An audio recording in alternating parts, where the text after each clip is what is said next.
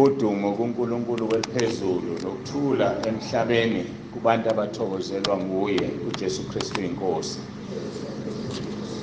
Siyambonga-ke, siyamdumisa uNkulunkulu ukuba sihlangane ngale ndlela namhlanje kuseni. Siyamdumisa kakhulu kwabasuka kude-ke akuhambeki kahle.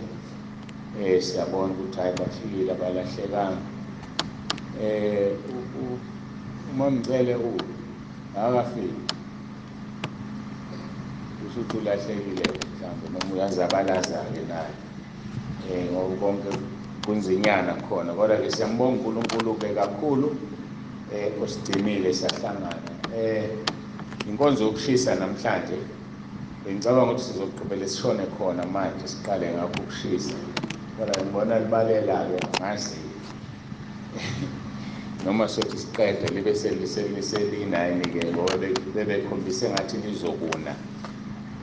Kodwa-ke siqhubeke nohlelo-ke kuba nogesi generate khona iyasebenza. Sizoqala-ke ngenkonzo yokubusiswa komntwana. Khona umntwana ozobusiswa. Ngiyathanda-ke ukuthi ngiqale ngokubonga kakhulu uNkulunkulu ngamandla akhe okwenza lezi zinto esezenzakele njengamanje. Siyambonga, simnikeza udumo kakhulu. Ikhapothi le nalezi zinto zokushintsha ngesikhashana esincane nje sivele yashintsha indawo kwayindawo sengathi esingayazi siyazi. Siyambonga uNkulunkulu. Sizama ukwandisa lento ukuthi uma ifika umhla ka-10, ngoba baningi abantu abezayo ngomhla ka-10, angazi bangakanani, uNkulunkulu owaziyo. Kodwa into engijabulise-ke mina ukuthi sikhonza uNkulunkulu obonayo, owazi konke, uyasazi asinikeze khona, ngeke asinike ngaphezu kwamandla ethu. So uzobavimba noma ngaba baningi abafisa ukuza bazovimbeka nje, kanti bavinjwa uyena, bakhale bona ngendlela okumenywe ngayo. Ngiyamangala izolo, angibingelele ngizoze ngikhohlwe befundisi bami ngibingelela nomama befundisi, obaba, omama, intombi ney'nsizwa no-Sunday school egameni lenkosi. Ngizoze ngikhohlwe kanti kuningi okufanele ngikudlulise. Ngibingelela nonke umphathi wohlelo nosishayeli insizwa. Siyambonga uJesu. Ngikhuluma-ke iminyaka isavuma. Ngishiye ngikhuluma ngani ngikhumbuzeli abantu abezayo. Izolo besikade ePine Town kunomhlangano obukhona. Uprofessor uNcube, ngizomjwayela nje uProfessor uNcube, wayesifundisa esikoleni. Uphethe inhlangano yamabandla nathi esingene phansi kwakhona, ngoba kufanele ibandla limeleleke libe nenhlangano ethiwa i-CCI-ke esikhona nathi njengebandla ukuze siyomeleleka Council of Churches yase-South Africa. Kwakufanele ibandla libe yihlathi, ibandla elingaziwa ukuthi likhona. So likhona, lirejistile, liyaziwa ePitori. So-ke ubaba lo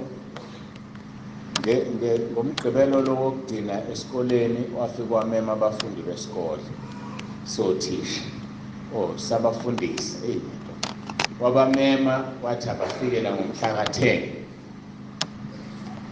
Nalaphaya bekugcwele abefundisi abaningi abasuka bamabandla ahlukene, nakhona wabamema wathi idubukele Richards Bay mhla ka-10 June. Kanti uyabona-ke nawe ekhaleji ukuthi abantu bangakanani. So-ke angazi nami kokuyokwenzakalani, kodwa engikwaziyo yikho lokhu ukuthi uNkulunkulu uNkulunkulu oqonda konke uzobavimba nje angafuni bafike. Kodwa-ke i-shelter lesenzela ukuthi-ke abantu mayigcwalile bayobeka ihlalo khona. Sisathandaza-ke sifisa uNkulunkulu asiphe imali yokupheyva ukuze ihlalo zihlale kahle zibe straight, ngoba zizophuka uphokopho futhi nehlalo lapha. So mkhulu wona umsebenzi ofuna kwenzeke umhlaka-10 ususeduze. Nesimo ke sibhekene naso, niyazi ukuthi uNkulunkulu usizile la ekhaya, asinayo umholi ohlala edimanda imali kubantu. So kusho ukuthi kufuneka imali yokudla ibe khona, kufanele izinto kufuneka zenziwe zonke zenzeke. Kodwa-ke sishiyela uNkulunkulu konke-ke, uyena owaziyo. Kodwa sibonga yena ngakho konke okukhona, nezakhiwo siyamdumisa kakhulu. Ngiyafisa ukuthi ubaba uZulu nekomiti lakhe kebe device indlela yokuhlala la ekhaya, kebe lungisa indlela yokuhlala. Abahlala emuva bayakhala, iy'ngane zehla zenyuka. Nansi nje inyosi ithela la, ingane isuke kumzali wayo, lezi eyisencane ihambe iyodlalisa omunye umzali obhizi lalela inkonzo, siyaphazamiseka. Funeka silungise ndondo bazalwane. Ngifisa ukuthi ingahlali kimi yonke into efanele ilungiswe, kodwa ngizoyibeka nje suggestion la manje abazokwakhela phezu kwayo. Ngibona ngathi kufikile isikhathi sokuthi abantu bahlale ngama-families. Ungahlali ubuka inkonzo ingane yakho ungayazi ukuthi iphi. Ayihluphe wena ingane yakho, ingahlupha abanye abantu. So ma unengane nje ngaphansi ka-16 ayihlale eduze kwakho, ma ise-Sunday school, ma ibuye e-Sunday school ishona kumzali wayo. Angisho usekufinal lokho, ngisakubeka kubaba uZulu namanje nekomiti lakhe. Kodwa nje ngibona ngathi kuzosisiza lokho. Angahlali umzali alalela inkonzo, ingane yakhe na7 akayazi ukuthi iphi yenzani, iyaganga etoilet. Kunanalezi zinto zokomisa izandla bayahamba bayodlala khona. Ngiyafisa ukuthi kuphele kunqamuke abazali. Ingane engenayo umzalo la ezeyona nje ngoba ithanda ukukholwa, izofuneka ivele obala bese bebona be-device strategy ukuthi bazokwenza njani, noma uzo-adopt umzali la ekhaya ozokwazi ukuthi unengane angayizali njalo ngesonto yakhe leyo ngane. Buka nje, buka. Yabona kwenzakalani? Iyo lento engikhuluma ngayo. Iyo-ke lento engikhuluma ngayo.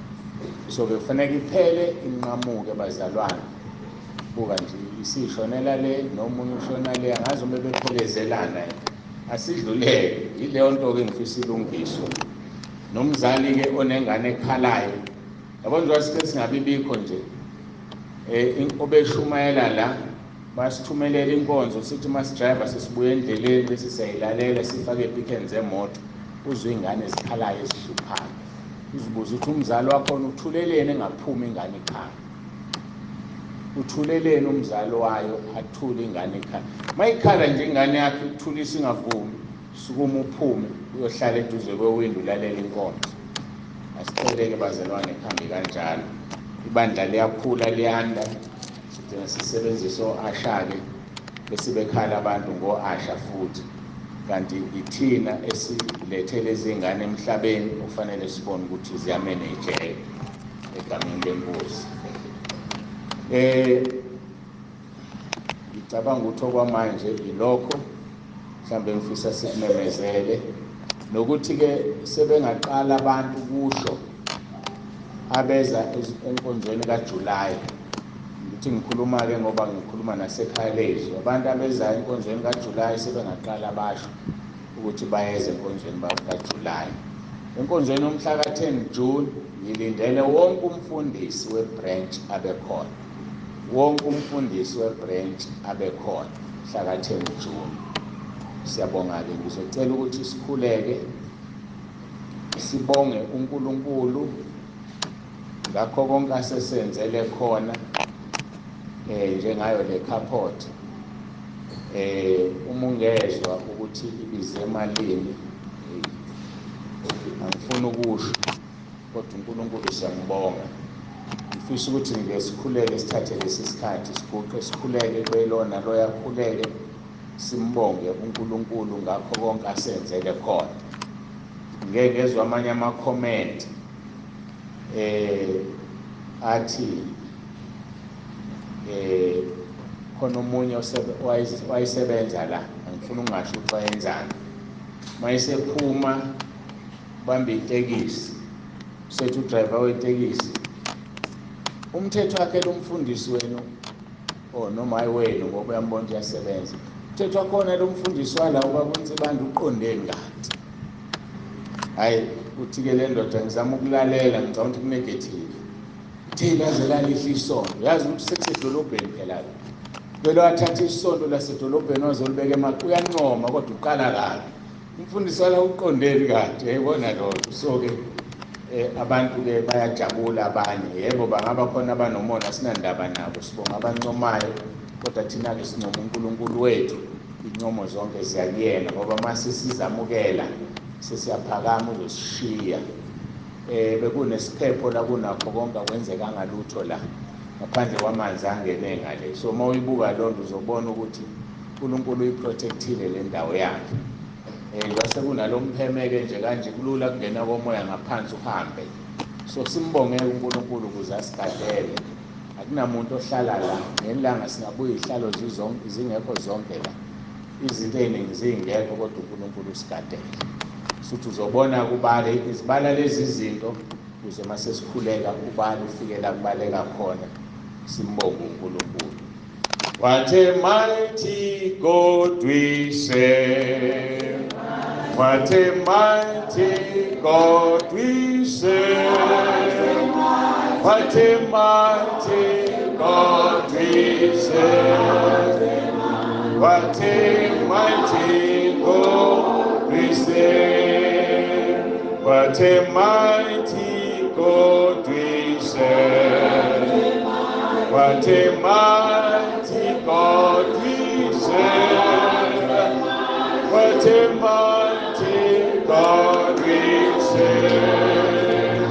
What a mighty God we serve.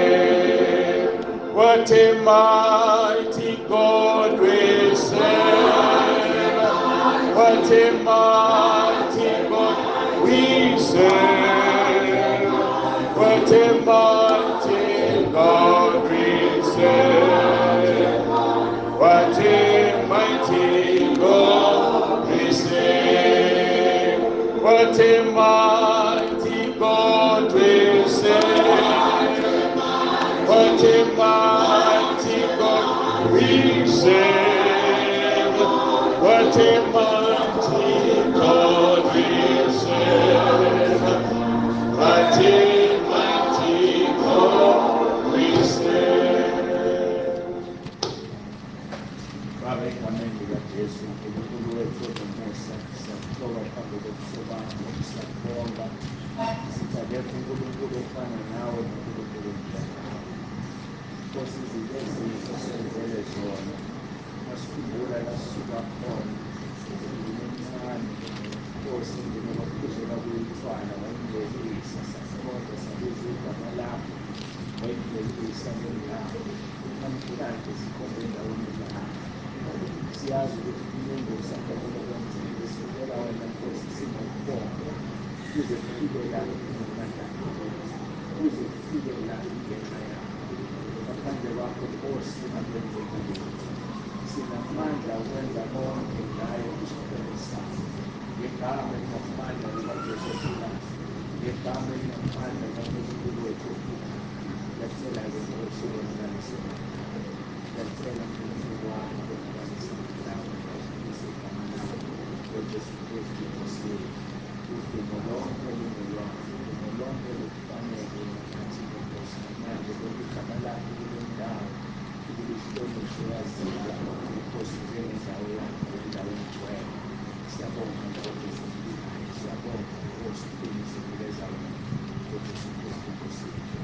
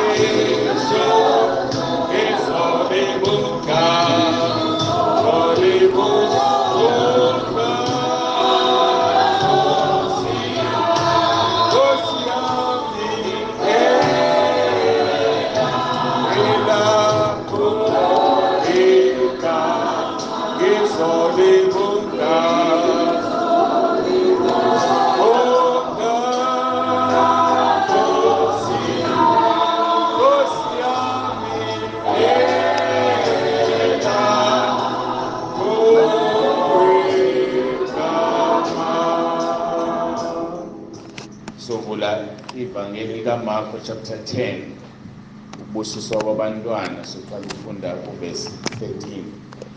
Ukubusiswa kwabantwana, uMarko chapter 10, ukubusiswa kwabantwana. Khona wabaletha kuye abantwanyana ukuba baphathe, kepha abafundi babakhuza. Kodwa uJesu ekubona wathi ukuthela, wathi kubo, vumelana abantwana beze kimi ningabanqabeli, ngokuba umbuso kaNkulunkulu ngowabanjalo.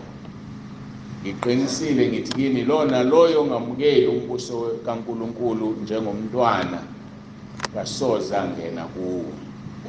Wabakhona, wababusisa, ebeka izandla phezu kwabo. uNkulunkulu abusise ukufunda kwezwi lakhe. Siqala ke ngokubusisa lo mntwana ozobusiswa la. uJesu ke uma ezosho istatement aqale ngegama elithi verily verily I say unto you, ngiqinisile ngithi kini, wokwazi ukuthi kodlula izulu nomhlaba ngeke lishintshe lelo gama alikhulumile. Umethi kuJesu, lona loyo ongamukeli umbuso kaNkulunkulu njengomntwana kasoze angena kuwo. Asizile la endlini bazalwane ngoba size kumuntu. Ziningi izinto esingazenza emakhaya, kodwa size ngoba size kuNkulunkulu nombuso wakhe, ngoba sifuna ukungena kuwo masidlule emhlabeni. Kodwa ngeke kusize ukuthi siwabalekele amaqiniso afana nalawa uma ethi uJesu, uma ungafani nomntwana ngeke ungene embusweni wezulu. Kulula ke ukulenza iphutha lokungafani nomntwana.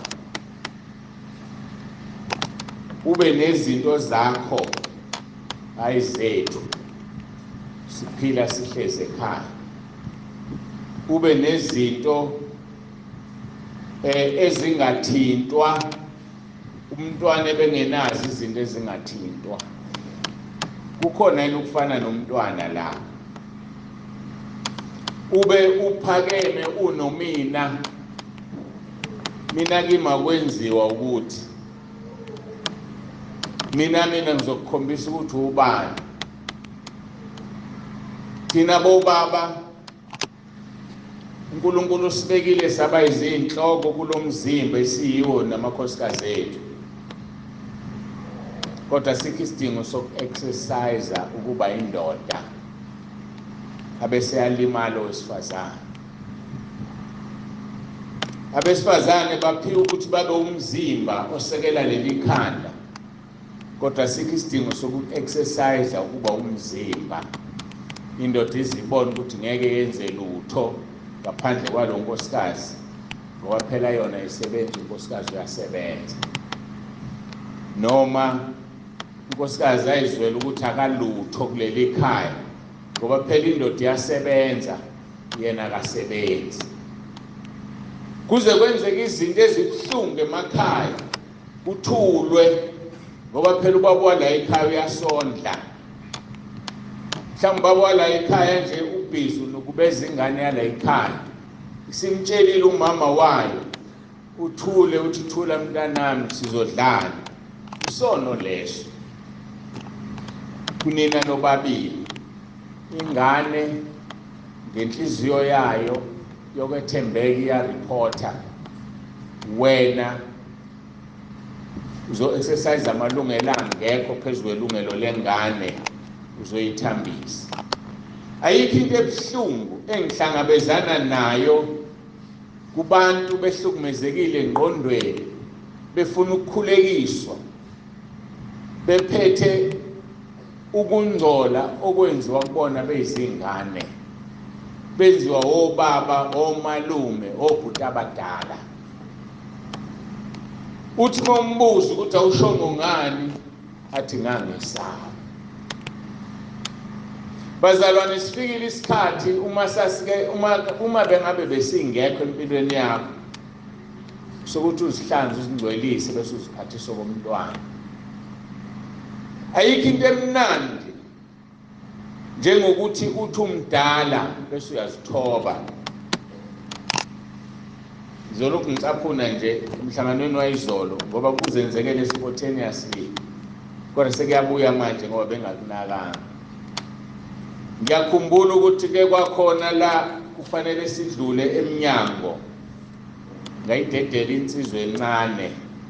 Yabathe ithi baba ngathi dlula. Abengakwenzi ngoba ngikuhlosile kusho ukuthi bekukumina. Kuyabuya manje ngoba ngimlapha phambi kwenu. Ngiyakhumbula nalapha ngize ngathi ilisonto sihlebe sikhonzela kulona likhulu liyamangalisa. Kodwa moyo ema-toilet amadoda kune-toilet elilodwa lokuhlala nendawo eyodwa ukuthitha amanzi. Ngathi masinazo ziningi lapha. So nala kuthethwa khona amanzi kuma umuntu oyedwa wesilisa. So ngiyangena khona ukuthitha amanzi khona uphambi kwami bese kuzoba yimina. Ukhulile naye lo baba abese kuphusha mina ngithi mina cha ngingene kamuva kuzoqhubeka wena. Athi insista hayi ngibese ngehlela nje nami ngezansi ngithule ngingabanga ngithi ngeke ngiye. Kodwa sekuyabuya manje ukuthi awube ngipractice lento ngomntwana. Ngiyambonga kuNkulunkulu ngoba kusho ukuthi ingenile ikhona bengingekho aware kodwa bekhona lento ukuthi lithizwe lenkosi nandulelane bahlonipha abanye uqhube bona phambili. Akuhambi ngobudala mase kuya lapho. Uhamba ngokuthi uNkulunkulu ukhona uyaphila kuweni noma kekho. Bese kuba laba abazali abangafuni ukufundisa izingane. Ethi ingane ibona kunomuntu omdala ihambe phambili yona kuqala. Azalinda umuntu omdala ngoba ifundisekile. Unecala mzali longayifundisa ingane yakho. Unecala longayifundisa inhlonipho. Inhlonipho enganeni yakha umuntu wakusasa. Inhlonipho enganeni yakha ubaba ohloniphekile wekhaya lakhe nomama ohloniphekile wekhaya lakhe. Sinabazali abangahloniphi namhlanje ngoba abazali babo bayidlalanga indima yabo besebancane. So ngiyacela ngiyancenga ukuthi bazali ake nithathe indima yenu ngoba nisazobuzwa uNkulunkulu ngalezi ingane enikhulisile. Lezi ingane ifunda ukuphendula abantu abadala. Lezi ingane uthi uma uyinika into ithathe ngesandla esodwa ngoba ifundisekile yazi awuyikho into ozoyikhuluma enganeni na 5-6 years uyinika into ikhipha isandla esodwa izozwa wena ikubona kanye la enkonzweni. Umzali wayo uyekeleni ukuyifundisa. Ifana nalebe ngisho manje uhlezi kamnandi ulalela inkonzo uyazi ingane yakho ukuthi ihlazo lelo awazi ukuthi iphi yenzani la ikhona kodwa wena uhlezi nje kamnandi ulalela inkonzo. Iphazamisa abanye abafisa ukulalela inkonzo. Sathane uyayisebenzisa manje bese uyakhala ukuthi izinto azikulungele kanti ngoba ukho responsible. Bazalwane asithatheni ingane zethu sizinikele kuNkulunkulu.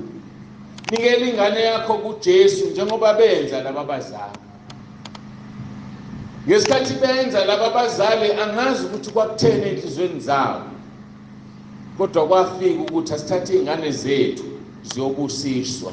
Kodwa abafunda bazange bayibambe imfihlakalo babakhuzi. Lithizwe wathi ukuthela uJesu ethukutheliswa yilokho. Mhlawumbe ingane yakho usakwayiletha la yabusiswa. Ngifuna ukukutshela ukuthi ayiphelile indaba. Ikhuliswa uwena. Ukuthi yabusiswa kusho ukuthi izovela ingene endleleni.